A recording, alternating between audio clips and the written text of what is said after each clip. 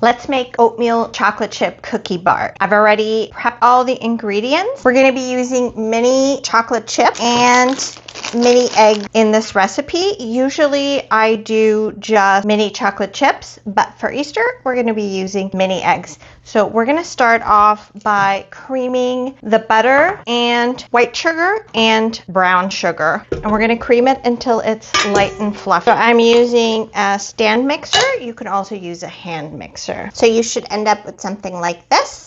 And now we can start with our eggs. Now we're going to add 2 eggs at room temperature, and I like adding them in one at a time. I'm also going to add in 2 teaspoons of vanilla. In here I have 2 cups of oatmeal. I'm going to add in the flour, salt, baking powder, and baking soda. I'm going to give that a stir with a fork. And now I'm going to start adding in our dry ingredients. Now I'm going to add in 1 cup of chocolate chips, and I'm going to add in some of the mini egg, but I'm gonna put I don't know if I'm gonna, should I do the whole bag? Yep, the whole bag is about a cup, so let's do that,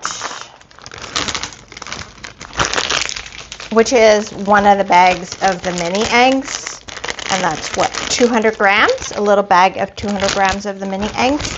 And I'm going to crush them. I might not do all of them. I might only do like maybe half of a cup I'll put in, and then the rest I'll use to put on top. So you end up with something like a cookie dough. Okay, so here I have a 9 by 13 glass tea, and I'm going to use some parchment paper. And now we're going to press the cookie dough into here to this. And now I'm going to take the rest of our eggs and just put it over on top and press it in a little bit. So now it goes into the oven at 350 for 25 to 30 minutes. After 25 minutes, I took it out of the oven. You're gonna notice that the corners are nice golden brown, but the middle is still soft, just like a cookie.